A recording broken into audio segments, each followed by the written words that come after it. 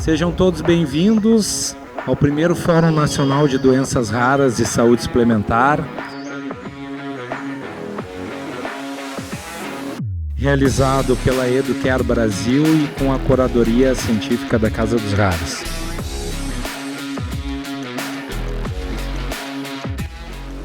Esse evento tem o apoio da AstraZeneca, da Interpharma, da Roche e o apoio institucional do BioHub Tecnocook.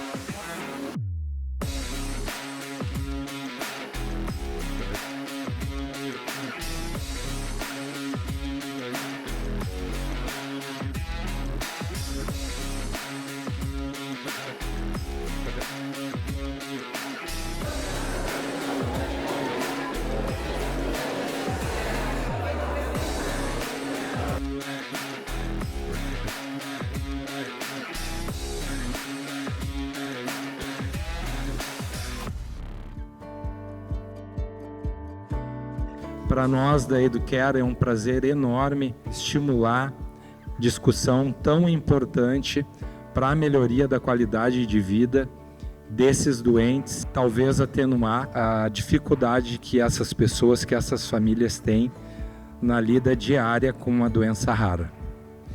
Falar de doenças raras é falar de jornada do paciente.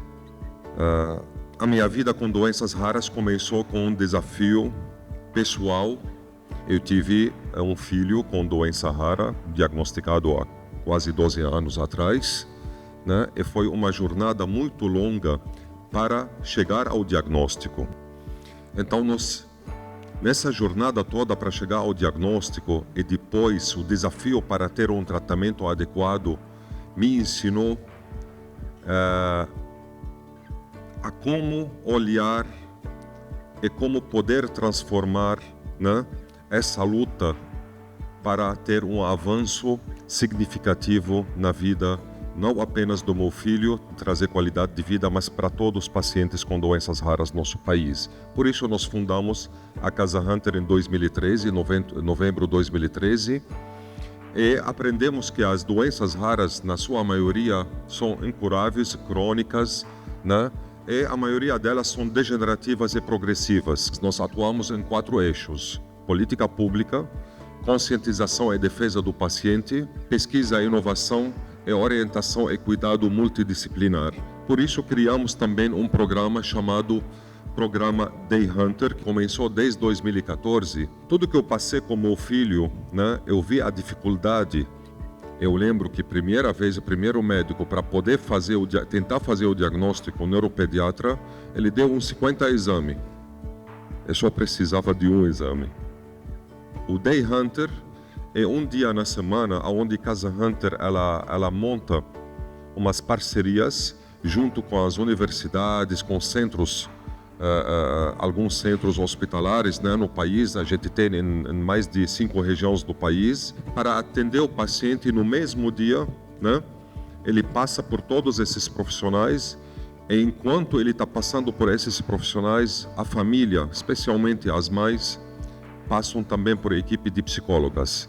Montamos a Casa dos Raros, que é o primeiro centro de atendimento integral as pacientes com doenças raras no país e no mundo. Hoje nós não temos esse modelo. Então a questão não é construir o prédio, a questão é construir um modelo adequado. Não é somente um médico que vai dar aquele relatório, que vai montar o plano de manejo da doença sozinho. É a equipe inteira que trabalha junto, é a equipe inteira que monta o plano junto para dar qualidade de vida e para ser muito mais assertivo. Então, nós conseguimos, em pouco tempo, 2 anos de trabalho, o diagnóstico que é no Sistema Único de Saúde é de 5 anos e 4 meses, nós conseguimos fazer ele em menos de 84 dias, com qualidade, e com pouco recurso e com pouco custo. Agora, os desafios diretos, na minha opinião, né, das doenças raras na saúde suplementar, em primeiro lugar, a gente enxerga barreiras estruturais, regulatórias e operacionais que comprometem o diagnóstico e o tratamento adequados. Como a gente citou aqui, diagnóstico tardio ou incorreto, falta de conhecimento especializado, baixa integração com centros de referência e carências de protocolos clínicos, acesso restrito a exames genéticos, cobertura limitada e burocracia para autorização. Isso é fundamental. O paciente não tem tempo. A judicialização, ela arrebenta com qualquer sistema. Isso poderia ser evitado quando tem um ecossistema completo, desde diagnóstico até o tratamento. Centros especializados não precisa judicializar. Desigualdade no acesso, cobertura desigual entre operadoras e dificuldades maiores em regiões fora dos grandes centros. Caminhos para a saúde suplementar no cuidado às doenças raras. Atualização mais ágil e transparente do rol da ANS com participação da comunidade de doenças raras. Criação de protocolos clínicos e diretrizes terapêuticas específicas para a saúde suplementar. E nós podemos trabalhar isso pegando primeiro os 120 medicamentos registrados na Anvisa para doenças raras. Capacitação contínua dos profissionais de saúde sobre doenças raras, fomento à pesquisa e inovação por meio de parceria público-privado. Temos que fazer também implantação de redes de cuidados integradas, centradas na jornada do paciente. Novas fronteiras no cuidado também, terapias e formas de administração, avanços que mudam a forma de tratar. Terapias orais, isso não apenas para doenças raras. As terapias orais é tratamentos subcutâneos agora para todos os tipos de doenças graves. Esse cuidado domiciliar, ele exige reorganização do cuidado, formação de cuidadores e suporte remoto. Enquanto você reduz a internação, né, o convênio, a saúde suplementar vai gastar menos, muito menos dinheiro. Integração digital e monitoramento remoto, uso crescente de plataformas, apps, dispositivos conectados e tecnologias vestíveis para acompanhamento de pacientes. No futuro, daqui 10, 15 anos, nós não vamos ter mais hospitais grandes, gerais, que atendem todos os tipos de doenças. A medicina de precisão, a inovação em terapia vai exigir ter hospitais menores que tratam grupos de doenças pela caracterização dessas doenças, mas de uma forma muito mais precisa no diagnóstico e muito mais eficaz no tratamento, aquilo que é chamado terapia-alvo. Esse é o momento que a gente precisa trabalhar junto, né, para mudar a saúde dos brasileiros e garantir que vamos ter dignidade, porque que a gente pede acesso, em primeiro lugar, à dignidade. E temos o caminho das pedras, precisamos trabalhar isso juntos. Muito obrigado a todos vocês. Eu vou trazer aqui a visão do órgão regulador e de um setor específico. Dentro do sistema de saúde, nós temos a saúde suplementar. Então, a saúde privada, ela conta com a área, né, do out of pocket, que é o acesso direto do paciente aos médicos, e também com a saúde suplementar. A nossa missão é uma missão um tanto quanto árdua, complexa. Por quê? Nós estamos falando de um setor que tem diversos atores e com interesses antagônicos. E o papel do regulador é buscar um equilíbrio nesses interesses, e é um setor que ele é caracterizado pelo mutualismo. O mutualismo, ele rege várias situações da nossa vivência e traz aquela lógica de que muitos contribuem para alguns usarem. Então, ele não é uma poupança, não é uma forma de se guardar dinheiro para quando eu precisar.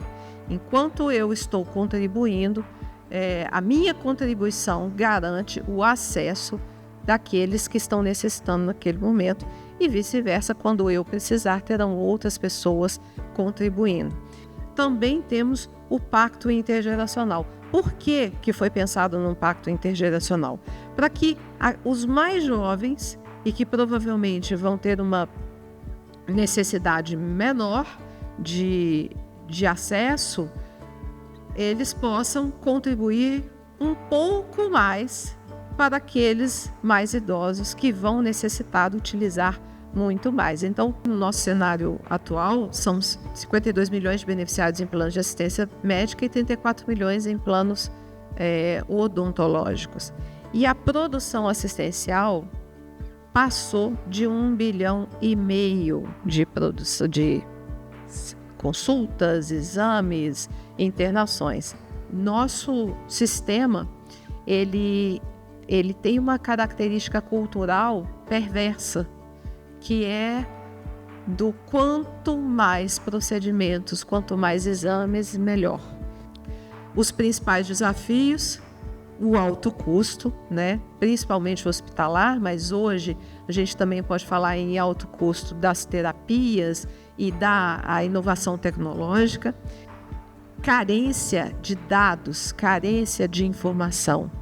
E na saúde suplementar, isso se agravou com uma ação que sofremos alguns anos atrás e que impede, essa ação já transitou em julgado, chegou até o STF, mas impede que a agência tenha acesso ao CID.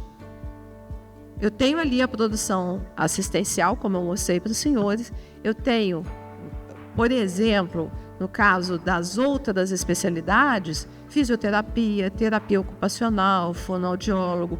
Eu tenho dados agregados, mas eu não tenho CID. Eu não posso dizer que se aquele tratamento foi feito para um transtorno do desenvolvimento global, se foi feito para uma determinada doença mental, independente de ser suplementar ou não, o Sistema Brasileiro de Saúde focado na prevenção. E por essa razão eu vou dizer, o rol, ele tem sim já incorporado vários exames e tratamentos para doenças raras.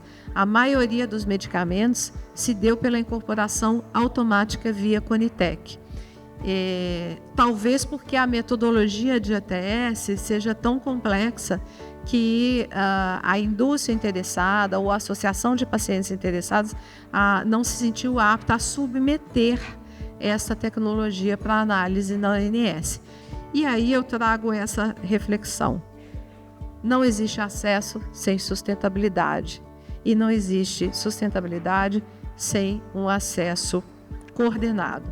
A gente precisa mudar o nosso foco da doença para a saúde. E as perspectivas que nós temos de ampliar a investigação sobre os preços de incorporação, ampliar a capacitação e métodos de avaliação econômica de tecnologias, aprimorar o painel de informações do rol. Nós temos um painel dinâmico também que traz informações do rol, e expandir intercâmbios com o Ministério da Saúde. As oportunidades, eu vou falar apenas algumas, né? Redução das barreiras corporativas, diálogo e cooperação, e com o diálogo entre todos os atores é que nós enxergamos a possibilidade de alcançar um lugar de conforto e o acesso oportuno aos pacientes. Cuidado humanizado, novamente, modelo cultural de acesso à saúde. O acesso a uma quantidade de procedimentos não significa que eu estou tendo a melhor saúde, o melhor atendimento e atendimento de qualidade com o melhor desfecho. Obrigada. Doenças raras sempre existiram, né? Nesse quadro aí do Renascimento se vê já numa pessoa com uma doença rara, né? Mas não se tinha essa denominação naquela época. Em 2021, que a Assembleia Geral das Nações Unidas ela trouxe as doenças raras para ser discutida como um problema de saúde, e neste ano de 2025 é que a Assembleia Mundial da Saúde deve adotar uma resolução colocando as doenças raras como uma prioridade que deve pautar então a Organização Mundial da Saúde a estabelecer diretrizes, né, mais claras para os países membros, né? Então as coisas são muito recentes aí nessa área. Quando é que uma doença é rara? Só para recapitular algo que a gente vem falando aí, né?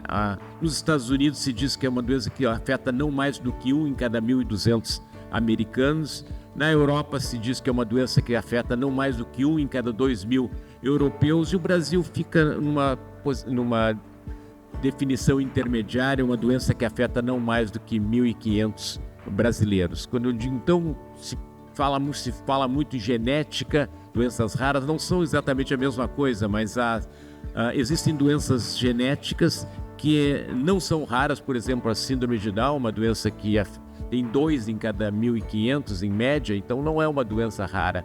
Já a fibrose cística, que tem 1 em cada 3.500 pessoas, essa sim é uma doença rara. Quantas são as doenças raras? E aí vem esse número aí, né, que é bastante impressionante, né? Esse trabalho indica mais de 6.000 doenças raras, esse outro trabalho fala em mais de 9.000 doenças raras.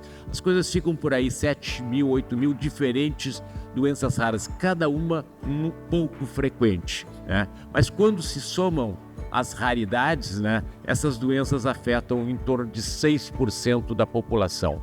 80% das doenças raras têm uma causa genética. Isso então remete muito os geneticistas, né, médicos geneticistas, outros geneticistas envolvidos com as doenças raras, atuam no laboratório, na pesquisa e em outras áreas aí envolvidos, né, com essas doenças raras. 20% não são genéticas, né? Por exemplo, são condições imunológicas raras, condições endócrinas raras, são infecções raras, tipos raros de câncer.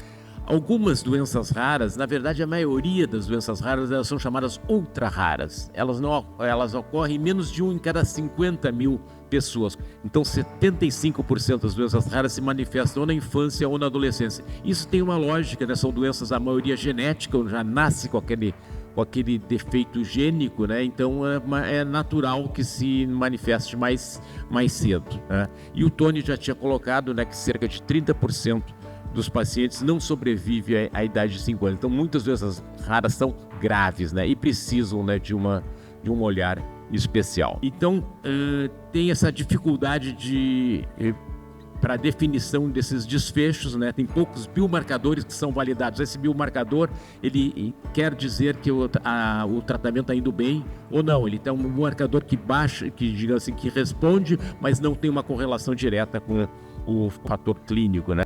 Muito importante gerar evidências de mundo real e dados observacionais, e isso é um dos objetivos, né, da Casa dos Raros, de reunir essas histórias de pacientes de maneira a se ter uma história natural de cada doença e com isso se poder usar para comparação para pesquisa clínica. O processo de aprovação e incorporação de novos tratamentos, ele é um processo que está bem regulado, tem uma revisão técnica da Anvisa, tem a aprovação de preço pela CEMED, depois tem a incorporação pelo SUS ou pela ANS, né, e depois a elaboração de protocolos, né, para a utilização desses. Então esse processo, assim, no âmbito do SUS, ele demoraria em torno de 4 anos, né, mas na prática vem demorando mais, né. O desenvolvimento de tratamentos para doenças raras é um processo longo e desafiador, e quando exitoso, quase sempre resulta numa terapia de alto custo por virtude de todas essas dificuldades, né, no número pequeno de pacientes e geralmente as altas tecnologias envolvidas e o processo de desenvolvimento, né, muito a Fischinger, né, colaborações internacionais são importantes, né, para a pesquisa clínica, da maior amostra, maior recurso, parcerias público-privadas e consórcios internacionais também ajudam nesse processo, criação de registros e biobancos são objetivos, né, da Casa dos Raros que estão sendo desenvolvidos. E o último slide, né, é para mostrar o nosso potencial do Brasil na pesquisa clínica, é uma terapia gênica para lipofucinose esteroide. O primeiro paciente no mundo, né, foi feito aqui, em Porto Alegre, foi feito no Brasil, né, a equipe liderada pela Carolina, que eu também participei, e nós conseguimos fazer esse tratamento em um paciente. Então com isso eu agradeço e fico à disposição depois para a gente interagir. Obrigado. A Interpharma é uma associação que esse ano completa 35 anos, nós temos 41 associados, um grupo de empresas que de fato se dedica muito fortemente à mudança radical das doenças. É ela que transforma a vida das pessoas, essas empresas. é que de 2013 a 2024, esse último slide ao lado direito amarelo, demonstra que as associadas da Interpharma trouxeram nesse período para os pacientes 175 medicamentos inovadores, seja para oncologia, seja para raras, seja para doenças cardiometabólicas. Então, é um volume importante de novas terapias e que mais na frente a gente vai mostrar o que de fato isso está chegando à população. Bom, essa inovação ela não é simples, ela não é rápida, então demora-se hoje para a criação de um medicamento em média 10 anos. Aqui eu trago um quadro que mostra praticamente em 2 etapas o que é antes desse medicamento chegar à população e o que é posteriormente a esse medicamento estar à disposição da população. Imagine que para se ter um medicamento disponível após registro, após a precificação, se leva 12 anos. Então, é um tempo que a gente todos os dias tenta encurtar, obviamente. É por isso que lá na frente, nessa mesma apresentação, a gente vai falar em dados de vida real. É por isso que lá na frente a gente vai falar um pouco de quanto tempo a gente pode diminuir na incorporação, porque essas etapas, de fato, têm seu tempo natural para desenvolvimento. É extremamente relevante que a gente diga que essa falha ou que os avanços que nós precisamos ter nessa jornada entre o diagnóstico, o tratamento e a reabilitação do paciente é extremamente importante. Nos últimos 5 anos, 50% dessas aprovações de novos medicamentos nos Estados Unidos e 45% na Europa foram para doenças raras, ou seja, há sim um foco da ciência no desenvolvimento e no avanço para o tratamento de doenças raras. Nós temos um estudo que é feito em parceria com a Fipharma, Equilve, Interpharma, que mostra que entre 2014 e 2023 foram registrados 121 medicamentos para doenças raras. Porém, só 13 estão efetivamente incorporados no SUS e na saúde suplementar. Imaginem toda aquela jornada de desenvolvimento de um medicamento, todas as etapas para que esse medicamento consiga chegar à população e a gente, ao fim, tem um número de apenas 13 medicamentos efetivamente incorporados. Então, qual é a consequência para isso? Uma consequência para isso é um atraso, é um sofrimento, é a judicialização, muitas vezes, que é o último remédio para ele. O cuidado domiciliar tem potencial e um alto potencial de melhorar a adesão ao tratamento, a qualidade de vida física e emocional e a satisfação do paciente e dos seus familiares. Temos sim desafios e boas oportunidades na saúde suplementar. A discussão dos critérios de incorporação, com flexibilidade para doenças raras, as parcerias, como já foi dito aqui, público-privada, a construção de uma rede integrada. O diagnóstico precisa ser mais rápido, a gente precisa parar a evolução de algumas dessas doenças. E isso deve ser feito numa participação colaborativa, integrada entre o sistema público e o sistema suplementar. O nosso compromisso sempre foi e é cada vez mais forte a todos que estão aí, por um sistema que atenda a todos. O sistema que não atende pacientes raros é um sistema pago. Precisamos, evidentemente, e com muita velocidade, repensar a forma de fazer ATS e de incorporar tecnologias no Brasil. Os números não são bons, 13 medicamentos apenas disponíveis sem nenhuma restrição no território brasileiro. E por fim, eu acho que a gente precisa, e é um pouco do que eu acho que eu vou escutar em seguida e fazendo uma conexão, trazer o sistema privado para pesquisa com raras, trazer o sistema privado para conhecer melhor o que é feito para mudar a vida dessas pessoas. Eu acho que essa união, essa construção de um conhecimento vai fazer com que a gente consiga aproveitar as melhores características de cada uma dessas etapas. O que a gente pode fazer melhor na universidade, o que a gente pode fazer melhor no ambiente de desenvolvimento junto com pesquisa clínica, a indústria farmacêutica, o que a gente pode fazer de melhor no sistema público e no sistema suplementar. Muito obrigado mais uma vez, Gustavo, estou à disposição. falava em doença rara, medicamento órfão, Sistema Único de Saúde. Não tinha nenhuma... as operadoras não se sentiam ou não se sentem responsáveis por isso, entendendo que isso seria um papel do governo através do Sistema Único de Saúde, quando na prática isso não é verdade. Todas as doenças que têm algum tipo de classificação internacional, eles têm cobertura obrigatória pelos planos, obviamente que, como eu disse, respeitando as regras da Agência Nacional de Saúde Suplementar. Então, o que nos motivou a fazer esse levantamento é o custo do tratamento e também o impacto do mercado privado, que até então é absolutamente desconhecido. Então, em 60 mil vidas, 60.012, nós encontramos 3.564, quer dizer, 5,9% de beneficiários que têm um daqueles 793 CIDs e que utilizaram o plano de saúde. Isso dá 5,9%, fica muito próximo do que a literatura diz, que é em torno de 6%. Desses 3.564, 1.086 tinham alguma doença rara catalogada como oncológica, que dá mais ou menos 30% do total de raras. Aqui tem um porém. A nossa carteira, por ser uma autogestão, ela já tem um padrão de idade mais avançado. Então vocês vão ver aqui que o número de pacientes, por exemplo, crianças, jovens até 18 anos, é muito baixo, por causa desse perfil epidemiológico populacional.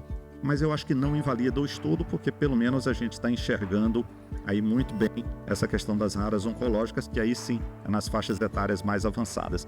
E ultra raras, a gente encontrou só 283 beneficiários, correspondendo a quase 8% do total de raras que tinha esses CIDs de ultras raras. Com relação à utilização do plano, toda a utilização do plano de saúde foi significativamente maior em quem tem a doença rara do que quem tem aquelas outras condições. Mais uma vez, quem tem as outras condições vão ter doenças de alta prevalência, aí, diabetes, AVC, hipertensão, vários tipos de câncer, pulmão, próstata, mama, etc., que tem realmente uma carga epidemiológica importante na carteira. Então vejam que já começa, e foi dito aqui pelo Tony no início, que eles podem usar muito o sistema, porque muito dessa utilização é em consultas e exames, até que chega no diagnóstico daquela doença. E aí eu acho que tem um espaço bom para a operadora investir, como a gente vai ver. Então, 67% a mais de uso do plano. E vocês sabem, cada procedimento desse custa algum valor monetário. E a gente sabe que isso vai se multiplicar em dinheiro. Analisamos também o seguinte: pegamos todos os pacientes com doença rara oncológica, verificamos quanto eles gastam nos primeiros 12 meses de tratamento, de início da doença, ou seja, o diagnóstico e o tratamento, quanto gasta nos últimos 12 meses de vida, no caso, se for a óbito, e também o período intermediário, que pode ser de 1 mês, 2 meses, 10 meses, não importa, a fase intermediária. E aqui o que a gente já observa é uma característica muito particular aqui do Brasil, em que se gasta mais nos últimos anos de vida, no último ano de vida, com a doença oncológica, do que as etapas iniciais, que é do início do tratamento. Bem, aqui que eu acho que é o ponto mais importante, e isso aí é muito importante, que eu sei que tem pessoas da indústria farmacêutica aqui. Nós pegamos as raras oncológicas, quanto foi gasto, e dividimos em 5 fatias de pizza. Pegamos o que mais gastou para o que menos gastou, dividimos o valor monetário que foi gasto, que depois eu vou falar para vocês, e pegamos o seguinte: quem são os primeiros beneficiários, do maior para o menor, que consomem os primeiros 20% da fatia dessa pizza? São poucas pessoas que gastam muito. Na segunda fatia dessa pizza ou desse bolo, tem outros 20% dos gastos. Então já é um pouco mais de gente e assim por diante. E tem a base dessa pirâmide de gastos, que tem uma população maior, que na média não gasta nem tanto assim. Então, quando a gente hierarquiza isso, 20 pacientes gastam em um ano mais ou menos 888 mil por beneficiário. Eles estão na operadora, foi coberto, tudo tratado, 17 milhões. Os outros 17 milhões seguintes, é o grupo 2, gastam mais ou menos 334 mil por ano. 3, 164, 79, E tem a base da pirâmide, 684 beneficiários com doença rara oncológica gastam mais ou menos 25 mil por ano. Ou seja, de 88 milhões analisados desses 1.086 pacientes, cuja média dá 81 mil, em um ano, trazido a valor presente, tem essa característica. Eu tenho que ter muito cuidado nessa análise de custo incremental e não generalizar os diversos tipos de pacientes portadores de doença rara. Bem, outra análise que fizemos, sobrevida em 5 anos. Então, verificamos dentro dessa carteira de portadores de doenças raras, aí aqui eu já estou falando de todas as raras, não mais oncológicas, verificamos que realmente tem a curva de sobrevida foi significantemente diferente entre as raras e outras condições de saúde. Nas oncológicas, quando comparadas às outras raras, é mais importante ainda essa diferenciação, ou seja, são doenças que evoluem, que matam, tem uma carga grande epidemiológica de morbidade e mortalidade. Foi o único objetivo disso. Fizemos uma análise do custo dos últimos 5 anos de vida, que é um resultado daquele custo por fase de tratamento. Então, nas raras oncológicas, o paciente, no último ano de vida, quando ele falece, ele deixa mais ou menos uma média de gasto em torno de 224 mil. Então, isso aqui também deveria ter uma análise cuidadosa quando a gente fala de cuidados paliativos e uma série de outras questões que envolvem o custo dos últimos anos de vida, desperdício, etc. Os estudos que foram feitos decorrente dessa pesquisa, tá? Então, a gente já fez para algumas doenças não oncológicas, por exemplo, fizemos um estudo de cardiomiopatia hipertrófica, também apresentado na ISPA, ou seja, são pequenos braços decorrentes por doença. Aí é uma análise específica. Fizemos um de colangiocarcinoma recente, que foi apresentado também na ISPA, e outros que podem vir a ser feitos a partir dessa base de dados. E aí entra uma coisa também curiosa, que quando, por exemplo, coincidentemente, acabou de ser discutido no pós-saúde um tratamento para o colangiocarcinoma. E aí, para surpresa de todos os presentes, e aí uma pessoa da Sociedade Brasileira de Oncologia Clínica disse, olha, lá nas discussões do pós-saúde, a gente tem lá uma ferramenta que o SBOC tem, que faz cálculo de priorização e, por exemplo, essa doença não atenderia os requisitos de priorização. E aí você fica imaginando isso, se alguém que é da própria Sociedade Brasileira de Oncologia apresenta isso, diz que numa calculadora que foi feita, eu não conheço detalhes, né, não priorizaria, imagina na cabeça dos técnicos da ANS que vão analisar as intervenções e as contribuições. Então, assim, tem que ter muito cuidado nessa análise, porque raras não pode ser, como vocês todos disseram, tem que ser analisadas de uma forma específica e achar ferramentas para isso. As ultra raras custam também mais caro do que as raras, então de 1 bilhão e 800 milhões que foi pagos para a saúde, para os prestadores de serviço nos últimos 5 anos, foi 23% só com doenças raras. E olha que não tem aqui aquela população mais jovem com as doenças genéticas, e que tem uma parcela pequena de pessoas. Então, praticamente 1 a cada 5 reais gastos com a operadora foi para doenças raras. Então, é um número bastante significativo, principalmente por causa da característica das raras oncológicas, que tem um custo mais elevado. Então, a análise de dados e modelagem preditiva para diminuir o tempo até o diagnóstico, eu acho que dá para fazer, pegar algumas causas dessa de doença rara, eu tenho como rodar o sistema, ver o que aconteceu na jornada odisseia ou calvário desses pacientes e conseguir ver como é que eu faço para ajudar a rede credenciada. Eu não posso ir no prestador e treinar os médicos para doença rara. Quem tem que fazer isso é a sociedade médica, eu não sei, as instituições. Mas eu posso, através de BI, de sistema informatizado, ajudar com isso. Coordenação de cuidado, já foi dito aqui também pelo Tony no início. A inclusão de pacientes em estudos clínicos também pode contribuir, como foi dito, para a sustentabilidade. Nós temos uma política lá, nosso auditor fica de olho. Fazer uma campanha de comunicação, isso através da Unidas, eu acho que a gente pode fazer muito bem também. Fazer parcerias, né, para capacitação de cuidadores e familiares, também já foi dito aqui a importância dessas pessoas. E a gente, como Unidas, aí falando não como operadora, mas como Unidas, tem um papel importante disso. E por fim, parcerias para ampliar o acesso às terapias. e atenuar esse impacto financeiro. E aí entra em Casa de Raros, a Hunter pode nos ajudar e aí ajudar a Instituição Unidas a contribuir aí com a saúde suplementar.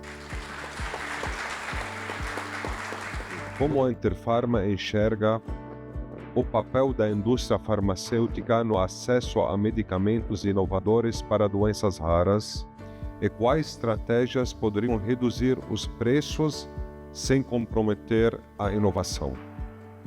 Tony, eu acho que o primeiro grande desafio da indústria farmacêutica é fazer com que esses medicamentos cheguem, né? Isso já é um grande desafio. Então, quando a gente vê cálculos sendo feito, por exemplo, em saúde suplementar de 5 anos, a gente pensa que nós estamos falando de um medicamento que foi desenvolvido há 10 anos atrás. Então, a gente ter esse desafio de levar medicamento para a população o mais rápido possível, tentando evitar os danos, é importantíssimo. Mas eu queria aqui, esse é o desafio próprio da indústria, mas eu queria focar também num tema que foi falado pelos que assisti, dessa jornada, ou seja, a gente precisa pensar que a solução ela não vai vir de uma única etapa desse processo. Nós vamos precisar pensar em como fazemos um diagnóstico mais rápido para ter menos custo, não só no diagnóstico, mas nessa jornada inteira. Nós vamos precisar pensar como nós fazemos uma incorporação extremamente qualificada, extremamente adequada, onde for para usar custo-efetividade, que se use, onde for para usar multicritério, que se use também. O que não pode a gente ter um critério único que faz-se uma barreira muitas vezes para o acesso. Nós vamos ter que pensar também como nós fazemos para que esse conjunto de atores da assistência trabalhe em conjunto. Não há cidadão de um sistema ou de outro, o cidadão quer o atendimento e nós queremos que esse medicamento chegue à população. Então, como fazer essa integração? E a fala que eu vi do Dr. João agora, eu fico muito satisfeito, Dr. João, porque talvez a troca dessa informação com relevância, com evidências, seja também uma forma da gente qualificar esse processo de decisão de incorporação na saúde suplementar, especialmente. Nós estamos fazendo um grande trabalho na saúde no sistema público, na Conitec, e em breve a Interpharma vai apresentar, Tony, toda uma estratégia de incorporação no sistema público e, obviamente, isso também precisa ser absorvido e replicado óbvio, com suas características na saúde suplementar. Reduzir preço de medicamento, eu acho que essa é uma ambição de todos, né? Da indústria, dos pacientes, das operadoras, dos pagadores. Um dado, Tony, apenas um dado, onde a gente vê que o tratamento domiciliar pode trazer ganhos de eficiências de custo, muito grande. Então, Tony, as soluções não são simples, como o Gustavo também já falou, e nós estamos absolutamente à disposição para conseguir dar um incremento, um aprimoramento em cada uma dessas etapas, para que no fim o nosso paciente tenha acesso ao que há de melhor para ele. Tony. Muito obrigado, Renato. Muito bem explicado. Doutora Carla, a ANS considera utilizar mais amplamente dados de pesquisa clínica e evidências do mundo real para acelerar a incorporação de tecnologias para doenças raras no rol? Tony, essa pergunta ela vem em boa hora, principalmente depois da fala aí do Dr. Renato Porto, né? Sem dúvida, a gente precisa sim evoluir para que tenhamos uma metodologia para considerar dados de mundo real, dada as colocações que tanto o Renato quanto eu, né, já fizemos, no sentido de que a metodologia ela não pode ser estanque, ela não pode ser única, porque existem especificidades.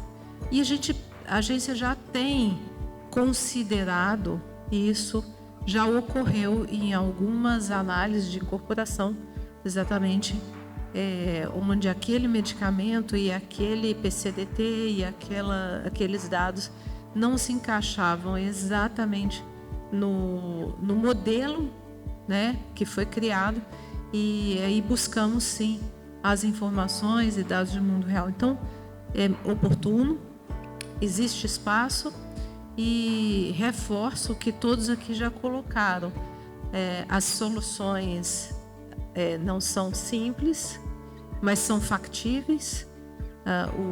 Os problemas são complexos, né? E as soluções são factíveis, mas é preciso construir pontes entre todos os atores. Então, temos que construir essas soluções em conjunto. Indústria, paciente, operadoras e aqueles que têm dados nos alimentarem com os dados. Então, eu fico bastante otimista de que a gente possa caminhar e ter novas soluções aí, inovações, enfim. É isso aí. Aliás, esse fórum a gente está conseguindo refletir, né, como nós podemos trabalhar junto no futuro. E, aliás, como os autogestões de saúde avaliam a viabilidade de incorporar novas terapias para doenças raras sem comprometer a sustentabilidade. Existem modelos internacionais que poderiam ser adaptados ao Brasil? Hoje, e aí, se vocês forem observar a curva de recuperação financeira, vamos chamar assim, de resultado operacional das operadoras do mercado de 2022 para cá, as autogestões têm a curva mais atenuada pela característica dela, de não ter fins lucrativos, de não ter despesas com corretagem, com marketing, essas coisas. É a curva mais atenuada. A gente não conseguiu ainda sair de um resultado operacional líquido. A gente vive basicamente de receita financeira, de investimentos. Só que o problema é que, às vezes, algumas iniciativas da indústria não chegam para a gente. O Renato comentou a questão do impacto, né, dessas tecnologias. Coincidentemente, eu acabei de fazer, tem, 10 dias atrás, um estudo de impacto Eu analisei 25 medicamentos orais que foram incorporados no rol, passou pelo COSaúde, foram incorporados. E eu verifiquei nos últimos, acho que foram 4 anos, foi de 2021 até agora, porque a mudança do rito foi nessa fase e aí foi um processo mais ágil de incorporação. Pegamos as 25 quimioterápicos orais, verificando na nossa carteira como se deu e qual o impacto sobre a nossa despesa total. E aí, Renato, deu 0,8%. Então, essas 25 drogas, das quais só aconteceram na nossa população 13 delas, outras ainda nem tiveram nenhum caso. A gente aplicou isso para uma operadora de 100 mil, quer dizer, pegamos a nossa realidade e dá mais ou menos 0,8%. Então, assim, é absorvível 0,8%? Se fosse só isso, sim, mas tem os outros reajustes, tem todas as outras partes. Então, a gente tem que ter muito cuidado nessa avaliação para o sistema se manter sustentável. Eu passo agora para o Dr. Roberto. Queria que o senhor explicasse um pouco como Casa dos Raros apoia a participação de pacientes com doenças raras em pesquisa clínica e quais são as principais barreiras que precisam ser superadas. Tony, obrigado pela pergunta. Tu sabes muito bem que na Casa dos Raros o paciente está no centro da nossa atenção. Então, uma vez que a gente chega a um diagnóstico, e chegar ao diagnóstico é a porta de entrada para uma possível pesquisa, entrar no protocolo de pesquisa clínica. Uma vez que a gente chega ao diagnóstico, a nossa equipe toda se mobiliza para buscar, né, uma alternativa, né, aos desafios, né, de tornar o Brasil um lugar atraente para se desenvolver pesquisa clínica. E isso, né, de um lado, nós temos atrativos interessantes. O Brasil é um dos poucos países do mundo com mais de 200 milhões de habitantes, todos falando a mesma língua, um serviço de saúde, um serviço bastante estruturado, né? Então nós temos condições de atrair pesquisa clínica. Nós temos barreiras regulatórias a vencer, né? Temos que ter um sistema ágil de aprovação que melhorou, mas ainda pode melhorar mais em relação à Anvisa. Um sistema também de aprovação ética que seja ágil também melhorou e pode melhorar mais. Então essas coisas podem atrair, né? E tem a questão, né, que eu tinha mencionado antes, a questão de ter uma previsibilidade em relação ao fornecimento sem custos pós-estudo, que é uma barreira também, se for mantido assim como está como na lei que foi aprovada, né, por período indefinido, isso pode afastar estudos. Mas aí Tony, eu queria te devolver a pergunta e perguntar de que forma a Casa Hunter colabora com os centros de pesquisa para ampliar a inclusão de pacientes brasileiros em estudos clínicos para o desenvolvimento de novas terapias para doenças raras. Ótimo, isso é uma pergunta muito importante que a gente ajuda muito os centros de pesquisa a entender primeiro, para poder recrutar paciente no tempo hábil, né? Porque quando você tem uma pesquisa, você tem uma janela, né? Nessa janela você tem que recrutar o paciente dentro do critério, né, que a pesquisa coloca os protocolos. Como a Casa Hunter tem banco de dados enorme, né, de milhares de doenças no país e sabe cada doença, quantos pacientes tem em cada região, então a gente consegue mapear isso e levar isso para os centros de pesquisa para facilitar o recrutamento do paciente. E além disto, a gente ajuda a linkar os médicos, né, vamos dizer, os PIs de estudo direto com os pacientes para disseminar a informação correta sobre essa pesquisa, o que vai trazer de risco-benefício para o paciente, para ajudar na inclusão de mais pacientes nas pesquisas.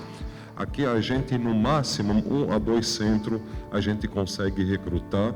O Brasil, para recrutar pesquisa, recrutar paciente, só mostrar dados, só mostrar quantidade de paciente, mostrar a facilidade de recrutar paciente no Brasil e o custo do Brasil.